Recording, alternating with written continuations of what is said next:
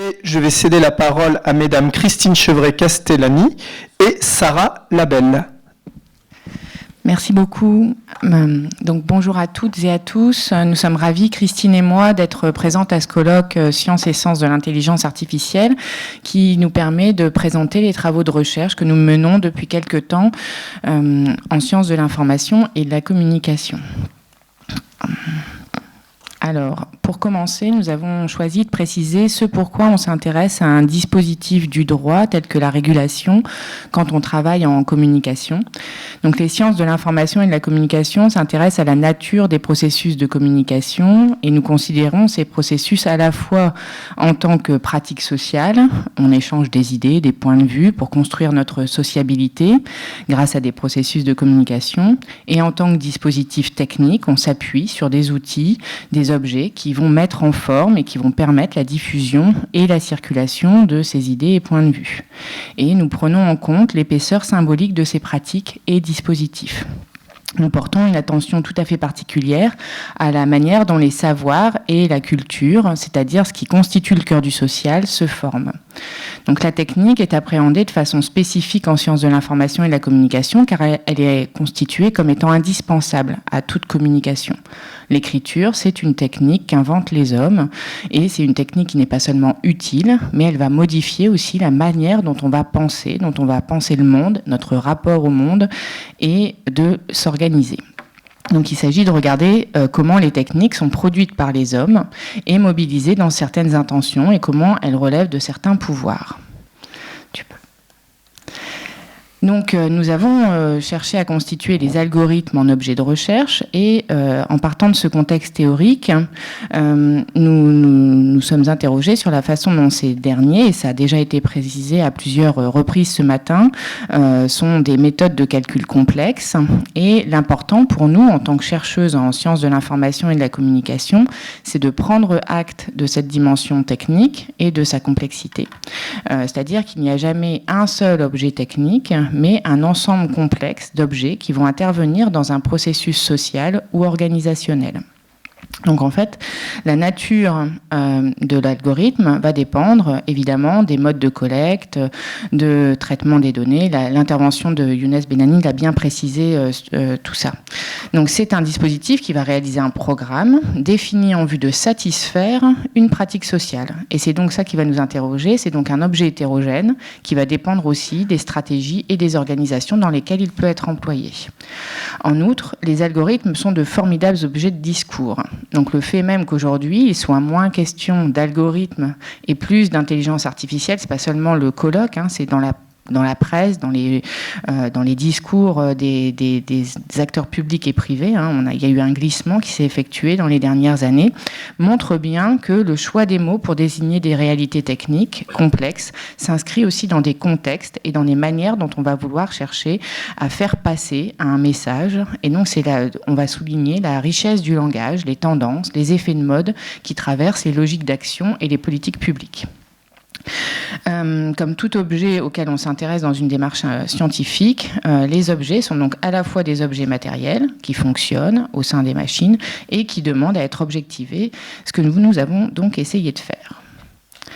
Pour cela, nous avons cherché à comprendre la manière dont les algorithmes sont devenus un objet de droit en vue de l'importance croissante des enjeux politiques et économiques sous-jacents à leurs usages dans de nombreuses activités sociales. Nous avons dès lors cherché à identifier les manifestations concrètes de cette volonté de réguler les algorithmes.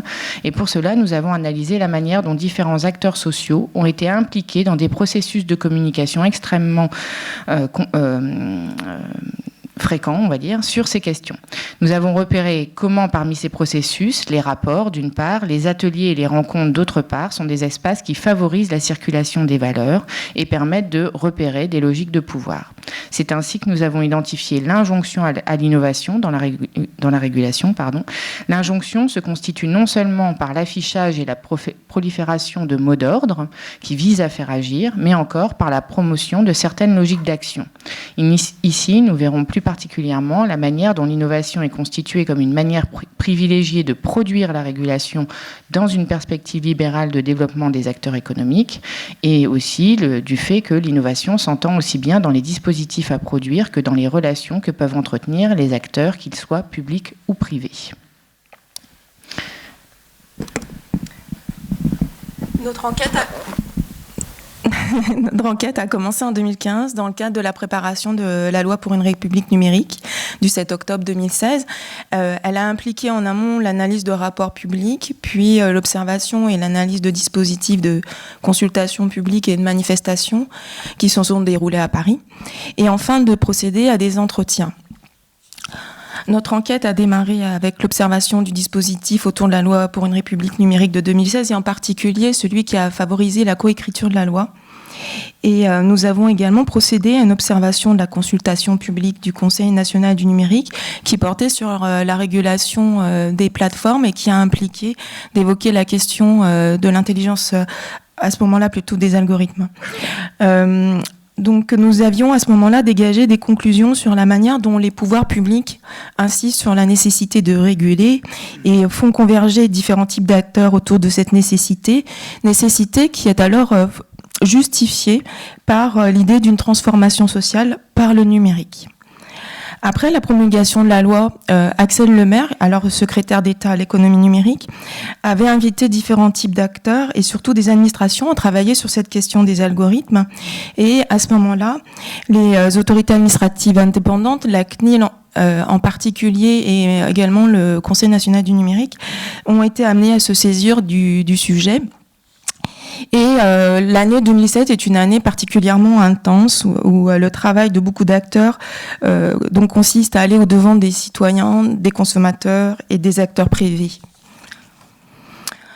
Entre 2017 et ceci jusqu'à aujourd'hui, les rencontres entre les différents types d'acteurs se sont donc multipliées et nous avons procédé à ce moment-là à quelques observations de manifestations, 6 au total, qui étaient significatives de la pluralité des acteurs en présence depuis le lancement de la consultation du CNUM sur la régulation des plateformes jusqu'au forum de gouvernance de l'Internet. Pour compléter ces observations de manifestation, 3 entretiens ont été effectués. Les personnalités choisies étaient représentatives des acteurs engagés dans ces questions de la régulation de l'intelligence artificielle. Il s'agit de Simon Chignard, qui est notamment conseiller stratégique de la mission Etalab, de Perica Susevic, qui en a été le directeur adjoint, mais qui a été aussi auditionné par Paola Forteza, donc députée de La République En Marche au moment du projet de charte numérique, et donc projet de charte qui comprenait des points justement sur les décisions automatisées par les algorithmes. Enfin, nous avons réalisé des analyses de contenu de rapports publics sur le numérique, rapports qui ont été publiés entre 2014 et 2018. Le rapport du Conseil d'État qui porte sur numérique et droits fondamentaux de 2014 est aujourd'hui considéré comme un rapport vraiment fondateur des réflexions sur les algorithmes et ceci nous a été confirmé par Perica Susevic. Le traitement du contenu des rapports est un traitement lexicométrique.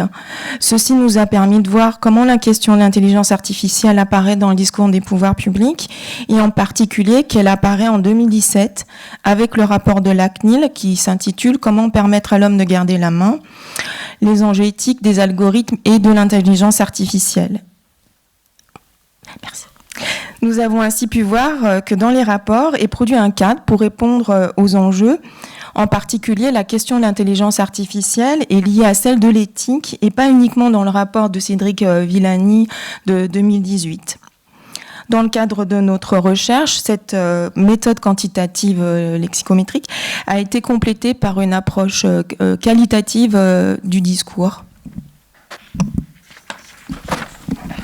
Donc, à partir de ce traitement automatisé des rapports publics, nous avons pu établir un premier résultat de notre enquête en repérant l'usage de termes qui sont constitués en jalons pour désigner les conditions de mise en œuvre de la régulation des algorithmes. Ces termes, c'est ce qu'on a appelé les motifs. Alors, nous avons considéré en fait que ces termes constituent des motifs des discours. Alors, nous avons élaboré, c'est un concept en fait qu'on a élaboré pour désigner des formes langagières présentes dans les discours pour désigner des phénomènes communicationnels. Donc il en existe de nombreux. Alors je vous en donne quelques-uns. Par exemple, le buzz, l'interactivité, la dématérialisation sont les plus mobilisés dans le langage courant. Donc les motifs, ce sont des figures qui reposent sur des imaginaires de la communication. Alors souvent, ces propositions s'appuient sur une vision logistique de la communication qui vont repérer un émetteur, un récepteur, un message ou un signal qui passe par un tuyau, d'une part, et qui vont insister sur l'opérativité de la communication, c'est-à-dire sur son efficacité, sa capacité à fonctionner correctement.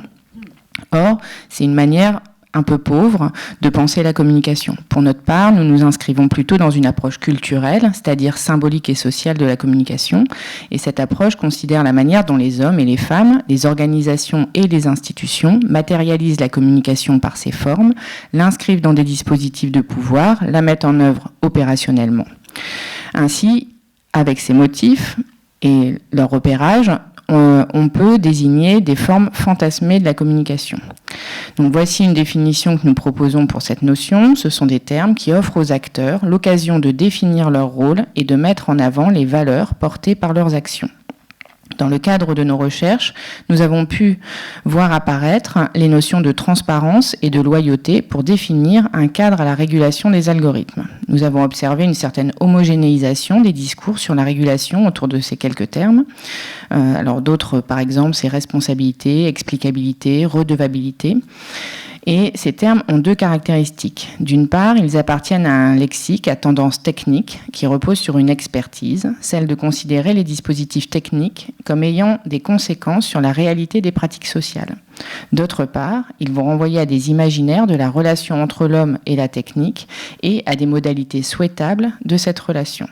Donc les termes utilisés possèdent dans l'esprit de chacun une représentation, sont des notions qui sont heuristiques et qui vont permettre de désigner facilement les enjeux, et cela même s'ils appartiennent à des espaces sociaux très différents. Par exemple, dans le domaine du droit pour loyauté et responsabilité, et plutôt dans les domaines du gouvernement pour la transparence et la redevabilité. Nous avons repéré deux motifs principaux dont nous avons cherché à analyser le fonctionnement. Le premier, il s'agit de transparence et loyauté. Le premier élément qu'on a fait ressortir, c'est la manière dont le terme va servir à définir plus précisément ce que doit être et doit faire un algorithme. Ainsi, les motifs définissent le rapport possible avec ce dispositif et les conditions de sa mise en œuvre sociale. En ce qui concerne le terme de loyauté, on va observer une relative stabilité dans la manière de le définir. On a indiqué quelques exemples ici, et il va apparaître évident qu'il s'inscrit en lien avec une culture juridique du droit de la concurrence. Ainsi, quand les acteurs des rapports inscrivent leurs motifs dans la préservation du droit à la concurrence, le terme d'algorithme est considéré comme un produit informatique réalisé en fonction d'une intention ou d'une stratégie. Donc les emplois de ce terme sont stables, mais les définitions vont s'ajuster pour correspondre aux attentes en termes de régulation. La deuxième caractéristique de ces motifs est de venir nourrir le débat sur la régulation. Les motifs jouent un rôle central dans le cadrage par les définitions et les filiations avec des notions installées en droit. Et ça, vraiment, Perica Susevich, qui est donc le juriste aussi de la DINSI, de la direction interministérielle, qui s'appelle DINUM maintenant, direction du numérique de l'État. Donc il faut qu'il y ait un univers de référence pour produire des lois sur des évolutions technologiques. Donc lors de nos entretiens, nos différents interlocuteurs ont insisté sur l'importance de la coexistence de ces différents termes parce qu'elles possèdent des synergies, selon Thomas Saint-Aubin, mais aussi parce qu'elles peuvent agir en contrepoids les unes des autres, selon Simon Chignard. Ces termes se complètent ou se remplacent dans les discours. Ainsi, on va observer la disparition progressive du motif de la transparence, très ancien dans le champ politique, par celui de l'explicabilité. Ceci peut s'expliquer par la prise de conscience de la difficulté à donner à voir du code informatique, à le rendre accessible à tous, compréhensible par tous, et qu'il va être préférable de fournir des documents intermédiaires qui vont donner des explications. Donc les glissements observés dans les modes de désignation de la régulation sont révélateurs des relations, des notions entre elles, mais aussi de la manière dont les différents acteurs, publics et privés, cherchent à établir des cadres d'action. Pour définir ces cadres d'action, les motifs jouent un rôle à 3 niveaux. Tout d'abord, que ce soit dans les rapports ou dans les événements publics, les catégories mobilisées sont définies pour proposer aux industries marchandes, dont le service repose sur un traitement algorithmique et en particulier aux plateformes, des modalités de présenter le rôle des algorithmes. Il va s'agir de définir le rapport possible entre le dispositif technique et les conditions de son appropriation sociale. Donc les valeurs sous-jacentes aux motifs servent à favoriser l'acceptabilité. C'est un peu ce que disait tout à l'heure Anne Camilleri. Ensuite, ces cadres d'action ne visent pas à encadrer la production des algorithmes, mais à définir les dispositifs matériels qui permettent de comprendre leurs conditions d'usage, ce qui est complètement différent, et de proposer la création de dispositifs de médiation, et notamment l'intégration de valeurs dans ces dispositifs. Donc Christine va revenir sur ces cadres. Et enfin, les dispositifs les différents motifs utilisés et mobilisés successivement reposent sur un phénomène commun. Il s'agit de ne pas devoir être redéfinis au fur et à mesure de l'évolution technologique. Il s'agit pour le droit de s'inscrire dans un espace propice au développement industriel et économique. Et donc, maintenant, nous allons voir quels sont les différents types de cadres d'action qui sont mis en avant. Alors, ce qu'on entend ici par panoplie nous renvoie à des dispositifs hétérogènes dont les individus peuvent se saisir pour agir. On entend aussi par panoplie donc des ressources qui sont disponibles et dont ces acteurs dans lesquels les acteurs peuvent se servir. Nous avons délimité plusieurs dispositifs: l'inscription dans le droit de principe, l'autorégulation et la co-régulation entre acteurs publics et acteurs privés. Tout d'abord, l'inscription dans le droit comme dispositif de la panoplie. Les principes tels que la transparence et la loyauté sont inscrits dans le droit. C'est notamment le cas dans la loi pour une république numérique et dans le décret du 14 mars 2017. Concernant les données de santé, ce à quoi on a pu assister, c'est justement des discussions qui ont eu lieu entre Paola Forteza et Cédric Villani. Et concernant ce type de données très sensibles, eh bien, l'inscription dans le droit du traitement algorithmique avait été estimée comme devant faire l'objet d'un encadrement juridique par Paola Forteza. À la suite de ces discussions avec Cédric Villani, elle dit qu'elle a révisé son jugement et que manifestement, Cédric Villani étant peu favorable à un type d'encadrement trop rigide, donc parce que cet encadrement ferait obstacle à la recherche scientifique et que, en fait, la recherche scientifique devrait pouvoir bénéficier de ce type de données. Par conséquent, donc Paola Forteza a préconisé plutôt de libérer ce type de données pour que les startups du domaine de la santé puissent en bénéficier, tout en posant des conditions d'utilisation et en refusant par ailleurs le stockage. Alors, comme deuxième dispositif de la panoplie, l'autorégulation, tout comme le règlement général sur la protection des données du 25 mai 2018 est présenté comme nécessitant la responsabilisation des acteurs, ça c'est ce qu'on a entendu de Paola Forteza. L'autorégulation est désormais également promue concernant ce que font remonter les algorithmes, par exemple, sur les plateformes, et dans ces pratiques de responsabilisation des acteurs, des internautes en particulier, on a donc le signalement des contenus notamment. Mais il faut également entendre par autorégulation des acteurs le fait que les acteurs sont aussi invités à chercher des solutions dès la conception des systèmes, à l'instar du Privacy by Design dont il a été question justement tout à l'heure, dont Privacy by Design qui est déjà promu à l'échelle européenne. Et ces solutions sont recherchées par des organismes tels que l'INRIA, qui œuvrent à développer des algorithmes. Et je cite le rapport du Conseil d'État de 2017, ces algorithmes doivent être responsables par construction ou qu'il y ait des mécanismes d'arrêt d'urgence, ou encore je cite, donc un bouton Asimov. Cette incitation à trouver des solutions techniques est aujourd'hui envisagée comme une autorégulation par les acteurs privés. En ce qui concerne la co-régulation entre les acteurs privés et les acteurs publics, elle est justifiée, cette co-régulation, au regard du cadre juridique de l'intelligence artificielle qui est aujourd'hui gouverné par l'incertitude. Et ainsi, Perica Susevic souligne cette incertitude concernant les pratiques issues de traitements algorithmiques. Et dans l'audition initiée par Paola Fartesa à l'Assemblée nationale le 12 juin 2018 concernant la charte numérique que j'évoquais tout à l'heure, donc il considère qu'il est prématuré de figer dans le droit la question. Donc c'est la raison pour laquelle la co-régulation est promue. Par ailleurs, dans un contexte où il est question d'incertitude, donc la coopération aussi des autorités administratives indépendantes apparaît comme nécessaire. En effet, donc il y a des algorithmes par rapport auxquels il devrait être possible de poser un cadre concernant les pratiques de filtrage. Et ainsi, l'ARCEP notamment préconise la nécessité d'un ajustement constant de la régulation. Je vais passer peut-être un peu vite. Non, je vais passer un petit peu vite sur la dernière pour arriver à nos conclusions. Donc, les conclusions auxquelles nous sommes parvenus concernent justement en fait l'évolution des désignations, c'est-à-dire que nous avons progressivement vu apparaître différents principes devant gouverner la régulation des algorithmes, la transparence et la loyauté, puis la clarté et l'explicabilité. Nous avons pu voir également des reformulations de la régulation avec des conceptions variées, voire opposées, et la promotion de nouveaux droits, notamment la CNIL qui tend à promouvoir des droits systèmes, qu'elle renvoie aujourd'hui donc à des droits qui sont relatifs à la protection des données personnelles. Enfin, il y a également une promotion de la création de dispositifs de régulation par les acteurs eux-mêmes, comparables à ceux existant dans les systèmes pour la protection de la vie privée, à l'instar du Privacy by Design.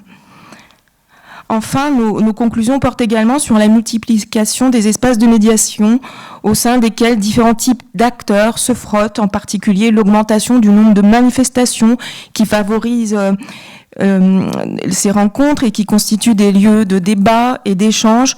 Et ces espaces de médiation amènent les acteurs à confronter leurs normes et leurs valeurs, et ces dernières engagent dans des processus de production en même temps que ces normes et ces valeurs les travaillent. Enfin, la manière dont est promue l'éthique nous est apparue comme un moyen de détourner l'attention politique par rapport aux mécanismes de pouvoir inhérents à l'intelligence artificielle, alors même que certains informaticiens, comme par exemple Myriam Marzouki, que nous avons entendu dans une nuit du droit, eh bien, préconisent l'interdiction pure et simple du deep learning. C'est pour la transition. Merci de votre attention.